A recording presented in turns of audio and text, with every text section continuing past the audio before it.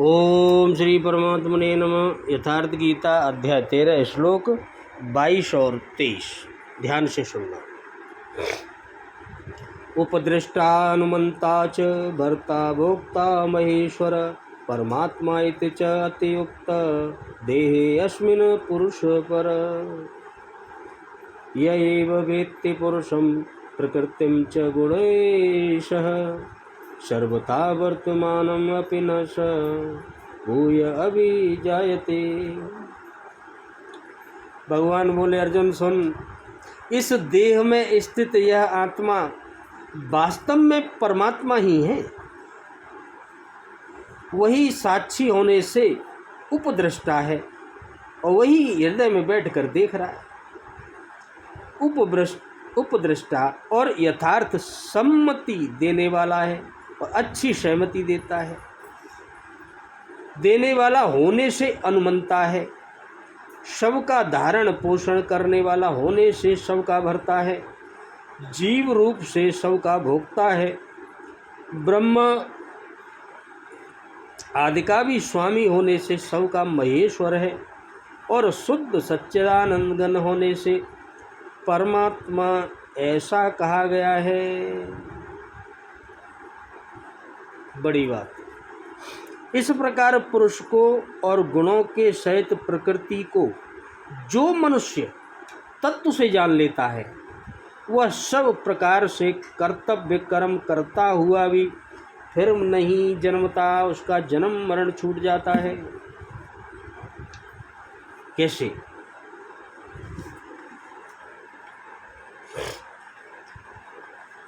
वह पुरुष उपद्रष्टा यानी हृदय देश के बहुत ही समीप, जैसे हाथ है, पाँव है, मन है, जितना आपके समीप है उससे भी अधिक समीप दृष्टा के रूप में स्थित है। कौन? आत्मा, जीवात्मा, प्रभु स्वयं भगवान आपके हृदय में विराजमान है। उसके प्रकाश से आप भला करें, उसी के प्रकाश से आप भला करेंगे, उन्हीं के प्रकाश से आप बुरा करेंगे। उसे कोई प्रयोजन नहीं है, उन्हें कोई मतलब नहीं, वो तो बस देख रहे हैं कि तुम क्या कर रहे हो। वह साक्षी के रूप में खड़े हैं, बस देख रहे हैं, एक एक चीज़ का हिसाब लिख रहे हैं। साधना का सही क्रम पकड़ में आने पर, साधना का सही क्रम जब पकड़ में आ जाता है, पथिक कुछ ऊपर उठा, जैसे ऊपर उठा मतलब उसकी स्थिति, उसे कुछ जान लिया, उसकी ओर बढ़ा, भगवान की तरफ उसने थोड़ा ध्यान लगाया, उसे जानना चाहा, उसकी ओर थोड़ा बढ़ा, तो दृष्टा यानी जो देखने वाला पुरुष है, जो जीवात्मा है, दृष्टा परम पुरुष का क्रम बदल जाता है। वह अनुमंता यानी अनुमति प्रदान करने लगता है, अनुमति दे देता है, फिर तो अनुभव देने लगता है, अनुभव आने लगती है। साधना द्वारा समीप पहुँचने पर वही पुरुष, जब आप साधना करेंगे और उसके समीप पहुँच जाएंगे, तो वही पुरुष आपका भरता है, यानी भरता बनकर आपका भरण पोषण करने लगता है। वही पुरुष जो आपके हृदय में विराजमान है, जिससे आपके योग क्षेम की भी व्यवस्था कर देता है, वही आपको फिर अच्छा करने लगता है, वो आपके सहयोग में खड़ा हो जाता है। साधना और सूक्ष्म होने पर वही भोक्ता हो जाता है। जब आपकी साधना और सूक्ष्म हो जाती है और उस पर आप ध्यान करने लगते हैं, तो वही आपका भोक्ता हो जाता है, यानी आप जो कुछ दे रहे हैं वही खा रहा है। भोक्ताम यज्ञ तपसाम, यानी यज्ञ तप जो कुछ भी बन पड़ता है आप पर, सबको वह पुरुष ग्रहण करता है। पुरुष मानी जीवात्मा, यानी स्वयं प्रभु। और जब ग्रहण कर लेता है वह, तो उसके बाद वाली अवस्था में, जब वह आपकी साधना को ग्रहण कर लेता है, जब ध्यान करते हैं आप, वही है यज्ञ तप। और जो यज्ञ तप जो करते हैं वो नहीं है, सबको वह ग्रहण कर लेता है। और जब ग्रहण कर लेता है, तब उसके बदला बाद वाली अवस्था में महेश्वर हो जाता है, उसके बाद जो अवस्था आती है वही महेश्वर की हो जाती है, यानी महान ईश्वर के रूप में परिणत हो जाता है। वह प्रकृति का स्वामी बन जाता है। किंतु अभी कहीं प्रकृति जीवित है तभी उसका मालिक है। इससे भी उन्नत अवस्था में वही पुरुष परमात्मा में ते चाप्योक्ता, जब परम से संयुक्त हो जाता है तब वही परमात्मा कहलाता है। इस प्रकार शरीर में रहते हुए भी वह पुरुष आत्मा पर ही है, सर्वथा इस प्रकृति से परे ही है। अंतर इतना ही है कि आरंभ में वह दृष्टा के रूप में बस देखता है, और जब आप उसकी तरफ बढ़ते हैं तो वह क्रम से उत्थान होते होते परम का स्पर्श कर परमात्मा के रूप में परिणत हो जाता है, वही दिखने लगता है।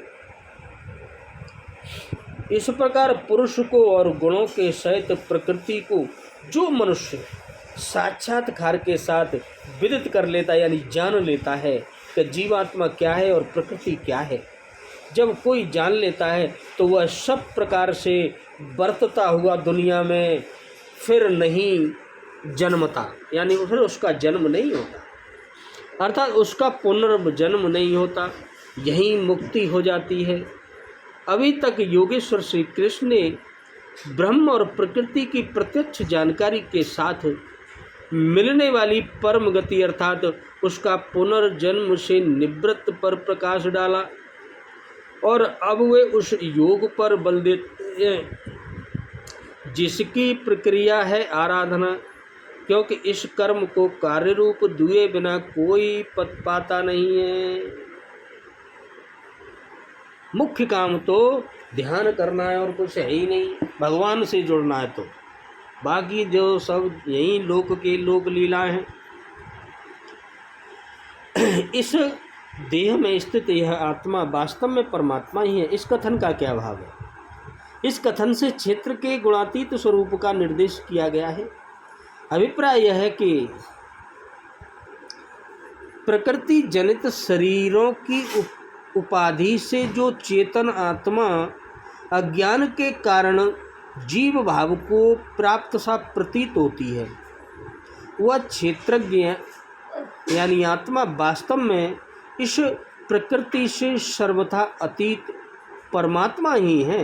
वही जो जीवात्मा, वही इस प्रकृति से अलग परमात्मा ही है, क्योंकि उस परम ब्रह्म परमात्मा में और क्षेत्रज्ञ में वस्तुतः किसी प्रकार का भेद नहीं है। केवल शरीर रूप उपाधि से ही भेद की प्रतीति सी होती है, प्रतीत सो तो भेद नहीं है। वह आत्मा ही उपद्रष्टा, अनुमंता, भर्ता, भोक्ता, महेश्वर, परमात्मा भी कहा गया। इसका क्या भाव है?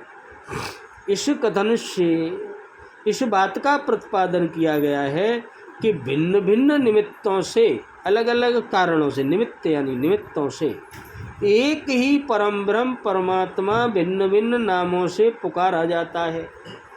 अलग एक ही है, उसको अलग अलग नामों से लोग पूजने लगे हैं, पुकारने लगे हैं।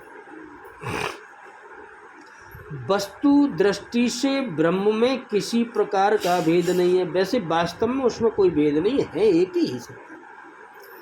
अभिप्राय यह है कि सच्चिदानंद घन परम ब्रह्म ही अंतर्यामी रूप से, यानी स्वयं भगवान अंतर्यामी रूप से सबके शुभाशुभ कर्मों का निरीक्षण करने वाला है, इसीलिए इसे उपद्रष्टा कहते हैं। वही अंतर्यामी रूप से सम्मति चाहने वालों को उचित अनुमति देता है, इसीलिए उसे अनुमंता कहते हैं।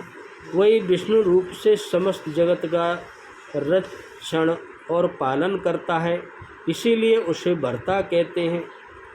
वही देवताओं के रूप में समस्त युगों की हवि को और समस्त प्राणियों के रूप में समस्त भोगों को भोगता है, इसीलिए उसे भोक्ता कहते हैं। वही समस्त लोकपाल और ब्रह्मादि ईश्वरों का भी नियमन करने वाला महान ईश्वर है। इसीलिए उसे महेश्वर कहते हैं। और वस्तुतः वह सदा ही सब गुणों से सर्वथा अतीत है, इसीलिए उसे परमात्मा कहते हैं। इस प्रकार वह एक ही परम ब्रह्म परमात्मा भिन्न भिन्न निमित्तों से भिन्न भिन्न नामों द्वारा पुकारा जाता है। वस्तुतः उसमें किसी प्रकार का कोई भेद नहीं है। इस प्रकार गुणों के सहित प्रकृति और पुरुष के स्वरूप का वर्णन करने के बाद अब उनको यथार्थ जानने का फल भगवान बता रहे हैं। क्या कह रहे हैं? जैसे दृष्टमात्र संपूर्ण जगत माया का कार्य होने से क्षण भंगुर यानी नाशवान है, जड़ और अनित्य है, तथा जीवात्मा हमेशा नित्य है, चेतन है, निर्विकार है, अविनाशी है और शुद्ध है, बोध स्वरूप है। सच्चिदानंद घन परमात्मा ही सनातन का एक अंश है। इस प्रकार समझकर संपूर्ण मायिक पदार्थों के संग का सर्वथा त्याग करके परम पुरुष परमात्मा में ही एक ही भाव से नित्य स्थित रहने का नाम उनको तत्व से जानना है। पूर्वोक्त प्रकार से पुरुष को और गुणों के सहित प्रकृति को तत्व से जानना क्या है? इस अध्याय में जिस प्रकार पुरुष के स्वरूप और प्रभाव का वर्णन किया गया है, उसके अनुसार उसे भलीभांति समझ लेना, अर्थात जितने भी पृथक पृथक क्षेत्रज्ञों की प्रतीति होती है, सब उस पर परम ब्रह्म परमात्मा ही विभिन्न रूप से प्रकृति के संग से उनमें भिन्नता सी प्रतीति होती है। वस्तुतः कोई भेद नहीं है और वह परमात्मा नित्य शुद्ध बुद्ध मुक्त और अविनाशी तथा प्रकृति से सर्वथा अतीत है। इस बात को संशय रहित यथार्थ समझ लेना, एक एवं एक ही भाव से उस सच्चिदानंद घन में नित्य स्थित हो जाना ही पुरुष को तत्व से जानना है। तीनों गुण प्रकृति से उत्पन्न होते हैं। यह समस्त विश्व प्रकृति का ही पसारा हुआ है और यह नाशवान है, जड़ है, क्षणभंगुर है और अनित्य है। इस रहस्य को समझ लेना ही गुणों के सहित प्रकृति को तत्व से जान लेना है। सर्वथा वर्तमान के आप अपि पद का प्रयोग करके क्या भाव दिखलाया है? या सर्वथा वर्तमान के साथ अपि प्रयोग करके यह भाव है कि जो उपयुक्त प्रकार से पुरुष को और गुणों के सहित प्रकृति को जानता है, वह ब्राह्मण, क्षत्रिय, वैश्य, शूद्र किसी भी वर्ण में एवं ब्रह्मचार्यादि किसी भी आश्रम में रहता हुआ उन वर्णाश्रमों के लिए शास्त्र में विधान किए हुए समस्त कर्मों को यथा योग्य करता हुआ भी वास्तव में कुछ भी नहीं करता, इसीलिए पुनर्जन्म को नहीं प्राप्त होता। यह सर्वथा वर्तमान के साथ अपिपल के प्रयोग से यदि भाव मान लिया जाए कि वह निषिद्ध कर्म करता हुआ भी पुनर्जन्म को नहीं प्राप्त होता, तो क्या हानि है? आत्म तत्व को जानने वाले ज्ञानी में काम क्रोधादि दोषों का सर्वथा अभाव हो जाने के कारण उसके द्वारा निषिद्ध कर्म का बनना संभव नहीं है। इसीलिए उसके आचरण संसार में प्रमाण रूप माने जाते हैं। अतः यह सर्वथा वर्तमान के साथ अपद के प्रयोग का ऐसा अर्थ मानना उचित नहीं है, क्योंकि पापों में मनुष्य की प्रवृत्ति काम क्रोध आदि अवगुणों के कारण ही होती है। अर्जुन के पूछने पर भगवान ने 3 अध्याय के 37वें श्लोक में इस बात को स्पष्ट रूप से कह भी दिया है। इस प्रकार प्रकृति और पुरुष के तत्व को जानने वाला पुनर्जन्म को नहीं प्राप्त होता। प्रकृति और पुरुष के तत्व को जान लेने के साथ ही पुरुष का प्रकृति से संबंध टूट जाता है, क्योंकि प्रकृति और पुरुष का संयोग स्वप्नवत है, स्वप्न के समान है, अवास्तविक है, वो वास्तविक नहीं है और केवल अज्ञान जनित है, अज्ञान के कारण माना गया है। जब तक प्रकृति और पुरुष का पूर्ण ज्ञान नहीं होता, तभी तक पुरुष का प्रकृति से और उसके गुणों से संबंध रहता है। और तभी तक उसका बार बार मनाना योनियों में जन्म होता है। अतएव इनका तत्व जान लेने के बाद पुनर्जन्म नहीं होता। इस प्रकार गुणों के सहित प्रकृति और पुरुष के ज्ञान का महत्व सुनकर यह अच्छा हो सकती है कि ऐसा ज्ञान कैसे होता है। इसीलिए अब 2 श्लोकों द्वारा भिन्न भिन्न अधिकारियों के लिए तत्व ज्ञान के भिन्न भिन्न साधनों का प्रतिपादन आगे करेंगे। बोलो राधे राधे, जय जय श्री कृष्ण।